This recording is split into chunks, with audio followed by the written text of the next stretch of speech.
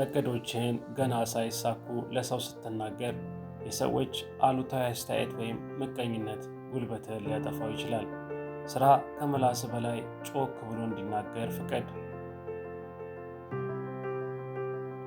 በቤተሰብ ወይም በግንኙነት ውስጥ የሚፈጠሩ ግጭቶች በውጭ ሰው እጅ ሲገቡ ነገሩን ያባብሱታል እንጂ አይፈቱትም። የቤትህን ምስጢር አውጥተህ መናገር ክብርህን ይቀንሳል።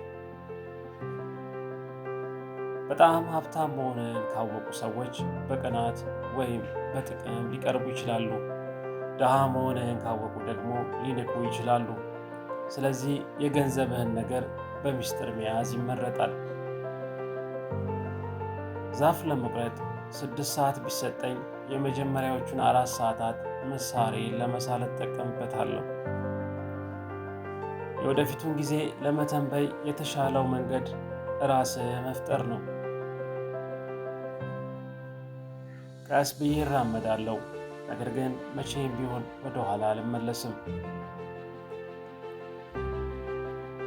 ሁልጊዜም ቢሆን የአንተ ውሳኔና ለስኬት ያለ ቁርጠኝነት ከማንኛውም ነገር በላይ ወሳኝ መሆኑን በአእምሮ ያዝ። ነገ ልታደርገው የምትችለውን ነገር ዛሬ በማሳደር ከኃላፊነት ማምለጥ አትችልም። የሚጠብቁ ሰዎች ነገሮችን ሊያገኙ ይችላሉ፣ ነገር ግን የሚያገኙት ጥረው ግረው ያለፉት የጣሉትን ፍርፋሪ ብቻ ነው። ሁሉም ሰው ማለት ይቻላል መከራን ሊቋቋም ይችላል። ነገር ግን የአንድ ሰው እውነተኛ ባህሪ ለመፈተሽ ከፈለግ ስልጣን ስጠው። አንድ ሰው የጫማዬ ጠራጊ ከመሆን በላይ እንዳይሆን ማድረግ እችላለሁ፣ ነገር ግን እሱ የራሱ ጌታ እንዳይሆን የማድረግ መብት የለኝም።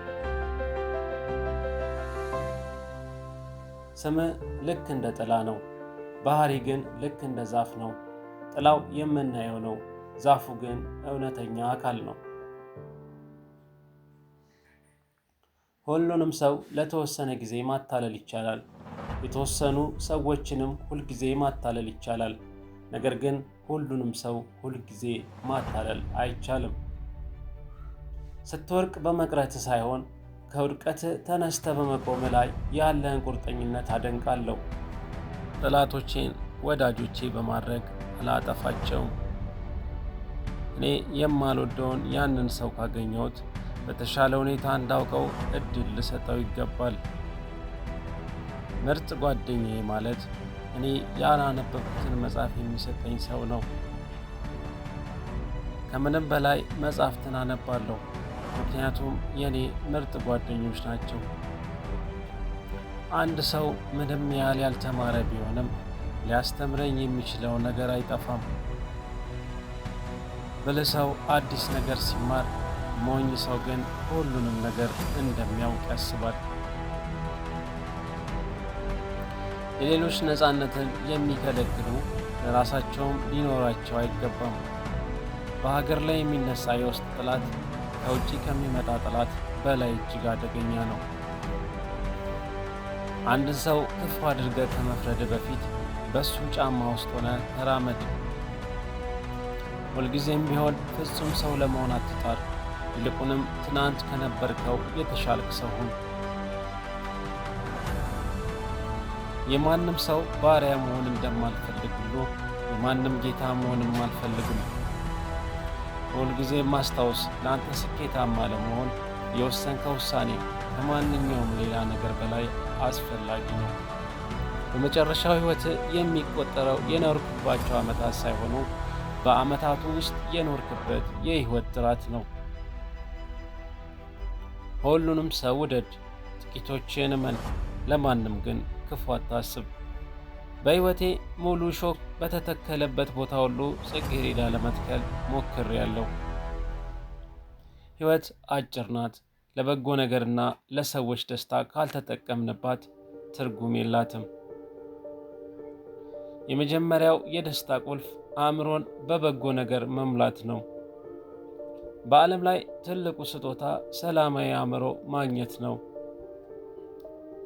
ቅሬታንና ቂምን መያዝ የራስን ሕይወት በጨለማ መምላት ነው። የሰው ልጅ ትልቁ ውበት ለሌሎች በሚያሳየው ደግነት ውስጥ ይገለጻል።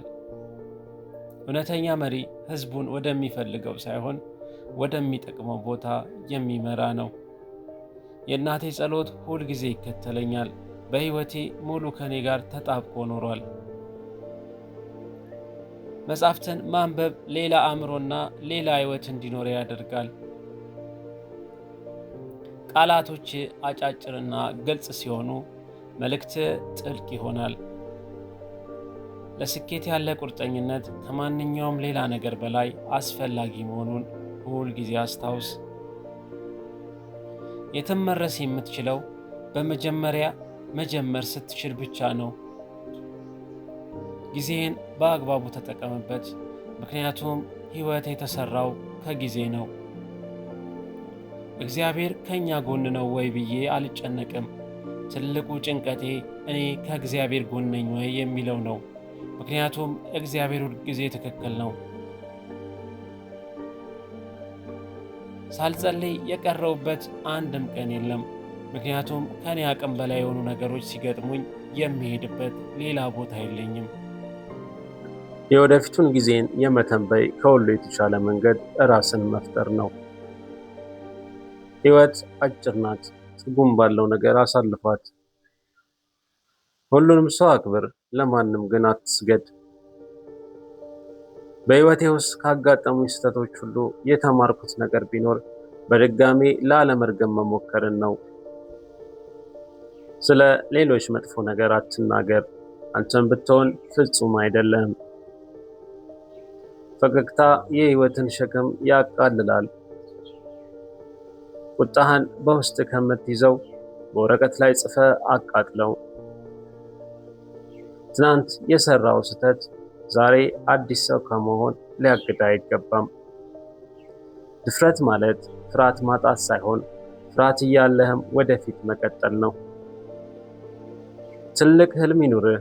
ህልምህን ለማሳካት ግን ዛሬውኑ መስራት ጀምር። ራዕይ የሌለው ሕይወት መሪ የሌላት መርከብ ናት። በአስቸጋሪ ጊዜ አብሮ የሚቆም ሰው እውነተኛ ወዳጅ ነው።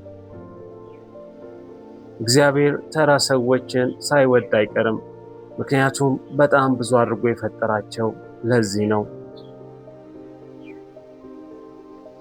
ለቻናሉ አዲስ የሆናችሁ ቻናሉን ሰብስክራይብ በማድረግ ቤተሰብ የሆኑ ቪዲዮውን ከወደዳችሁት ላይክ እንዲሁም ሼር ያድርጉ።